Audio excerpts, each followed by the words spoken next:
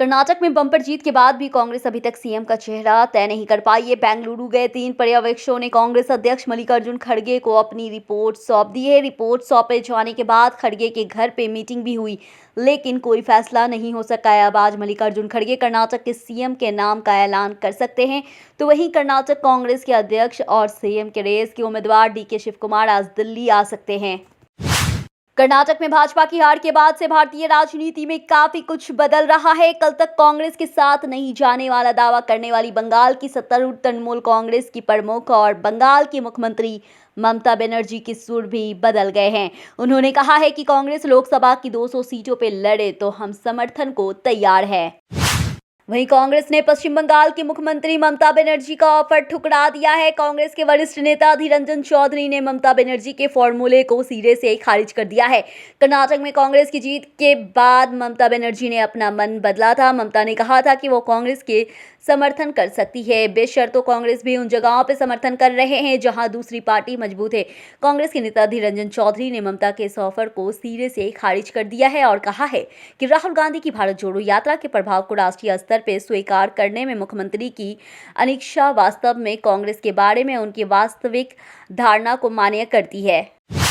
कर्नाटक चुनाव में जीत के बाद कांग्रेस नेता डीके शिव कुमार आज दिल्ली के लिए प्रस्थान करेंगे। इस दौरान उन्होंने मीडिया से बात करते हुए कहा है अभी उनकी तबीयत ठीक हो गई है, उनका बीपी भी कंट्रोल है, इसलिए आज वो दिल्ली आ रहे हैं और यहाँ उनका हाई कमान से मिलने का प्लान है। उन्होंने मीडिया से बातचीत करते हुए कहा है कि किसी के पद के लिए किसी को ब्लैकमेल नहीं करेंगे। सोनिया गांधी उनकी रोल मॉडल है।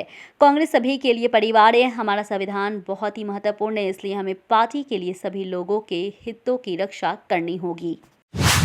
कांग्रेस के असंतुष्ट नेता सचिन पायलट ने सोमवार को कर्नाटक विधानसभा चुनाव में अपनी पार्टी की जीत का हवाला देते हुए राजस्थान में पिछले भाजपा शासन के दौरान कथित भ्रष्टाचार के खिलाफ अशोक गहलोत नीति सरकार की कार्रवाई करने को कहा है। राजस्थान में इस साल विधानसभा चुनाव होने हैं, ऐसे में पायलट ने मुख्यमंत्री गहलोत और पार्टी के शीर्ष नेतृत्व पर दबाव बनाने के लिए 5 दिवसीय यात्रा निकाली। उत्तर प्रदेश निकाय चुनाव में बीजेपी ने जबरदस्त जीत हासिल कर विरोधियों को बुरी तरह परास्त कर दिया है। निकाय चुनाव में जीत हासिल करने के बाद अब उनकी बारी है जिन्होंने पार्टी के साथ बगावत की थी। बीजेपी में अब ऐसे लोग पे सख्त कार्रवाई की तैयारी कर रही है। इसके लिए यूपी बीजेपी ने अब प्रदेश के सभी जिला अध्यक्षों से निकाय चुनाव की रिपोर्ट मांगी है। अपनी 5 सूत्रीय मांगों को लेकर के ग्रेटर नोएडा के 39 गांव के किसान 21 दिनों से शहर के औद्योगिक विकास प्राधिकरण के खिलाफ लगातार धरना प्रदर्शन और महापंचायत कर रहे हैं। सोमवार को भी अखिल भारतीय किसान सभा के नेतृत्व में हजारों की संख्या में किसानों ने प्राधिकरण के खिलाफ ग्रेटर नोएडा की सड़कों पर प्रदर्शन किया है, जिसमें भारी संख्या में महिलाओं की भी भागीदारी दिखाई दी। फिल्म द केरला स्टोरी की रिलीज पे रोक लगाने वाली याचिका पे आज सुप्रीम कोर्ट में सुनवाई होगी। इस मामले में सोमवार को भी सुनवाई हुई थी, जिसमें वकील कपिल सिब्बल ने कोर्ट में याचिकाकर्ता कुर्बान अली का पक्ष रखा था और कहा था कि केरल हाई कोर्ट के बाद मद्रास हाई कोर्ट ने भी उनकी याचिका खारिज कर दी है। कोर्ट आज इसी मामले में सुनवाई करेगा। कुर्बान अली एक पत्रकार है और उन्होंने ही सुप्रीम कोर्ट में याचिका दाखिल की थी कि फिल्म की रिलीज रोकी जाए। जमीयतुल उलमाए हिंद भी कोर्ट से यही मांग कर रहे हैं। आर्यन खान ड्रग केस में एक के बाद एक नई परतें खुलती जा रही है। इस केस में केपी गोस्वामी का नाम सामने आया है, जिसे क्रोजोलिया क्रूज शिप ड्रग केस में नारकोटिक्स कंट्रोल ब्यूरो की ओर से शामिल किया गया है।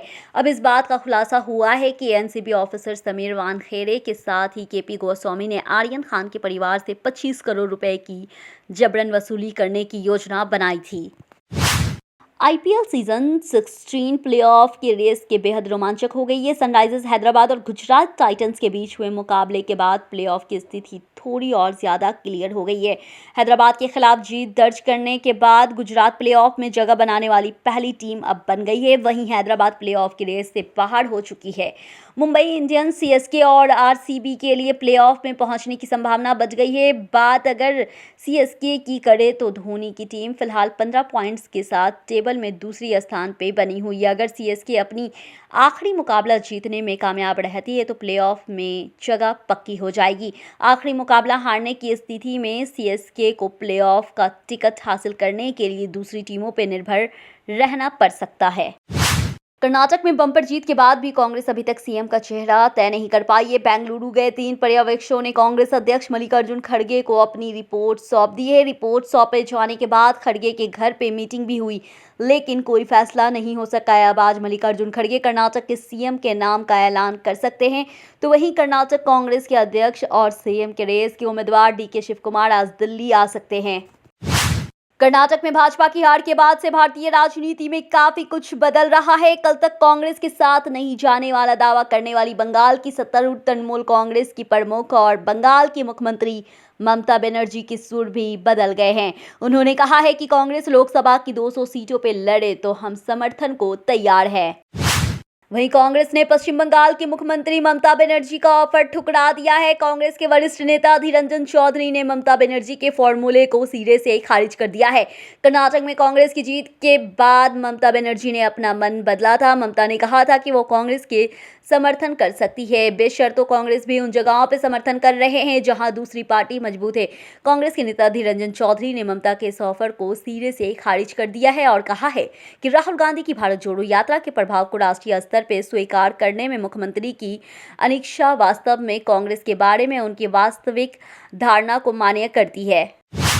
कर्नाटक चुनाव में जीत के बाद कांग्रेस नेता डीके शिव कुमार आज दिल्ली के लिए प्रस्थान करेंगे। इस दौरान उन्होंने मीडिया से बात करते हुए कहा है अभी उनकी तबीयत ठीक हो गई है, उनका बीपी भी कंट्रोल है, इसलिए आज वो दिल्ली आ रहे हैं और यहाँ उनका हाई कमान से मिलने का प्लान है। उन्होंने मीडिया से बातचीत करते हुए कहा है कि किसी के पद के लिए किसी को ब्लैकमेल नहीं करेंगे। सोनिया गांधी उनकी रोल मॉडल है।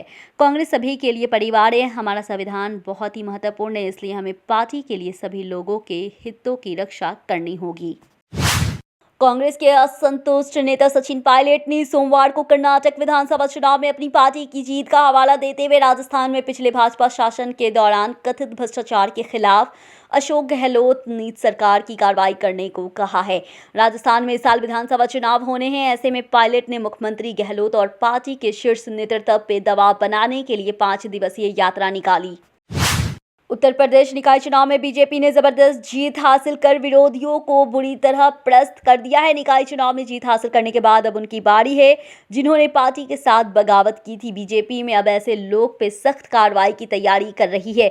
इसके लिए यूपी बीजेपी ने अब प्रदेश के सभी जिला अध्यक्षों से निकाय चुनाव की रिपोर्ट मांगी है।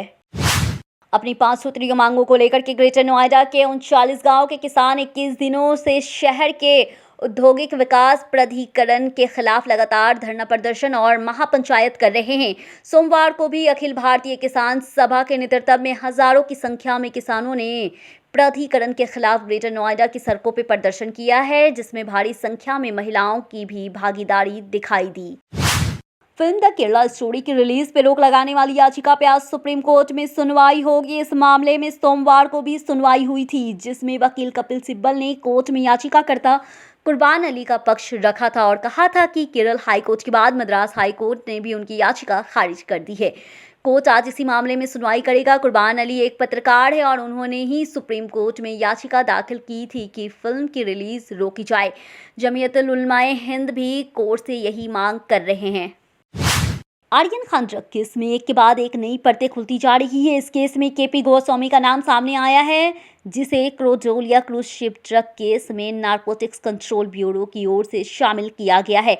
अब इस बात का खुलासा हुआ है कि एनसीबी ऑफिसर समीर वानखेड़े के साथ ही केपी गोस्वामी ने आर्यन खान के परिवार से 25 करोड़ रुपए की जबरन वसूली करने की योजना बनाई थी।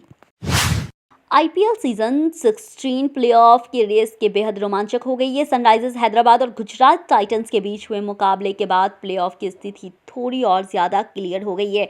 हैदराबाद के खिलाफ जीत दर्ज करने के बाद गुजरात प्लेऑफ में जगह बनाने वाली पहली टीम अब बन गई है। वहीं हैदराबाद प्लेऑफ की रेस से बाहर हो चुकी है। मुंबई इंडियंस, सीएसके और आरसीबी के लिए प्लेऑफ में पहुंचने की संभावना बच गई है। बात अगर सीएसके की करे तो धोनी की टीम फिलहाल 15 पॉइंट्स के साथ टेबल में दूसरी स्थान पे बनी हुई है। अगर सीएसके अपनी आखिरी मुकाबला जीतने में कामयाब रहती है तो प्लेऑफ में जगह पक्की हो जाएगी। आखिरी मुकाबला हारने की स्थिति में सीएसके को प्लेऑफ का टिकट हासिल करने के लिए दूसरी टीमों पर निर्भर रहना पड़ सकता है।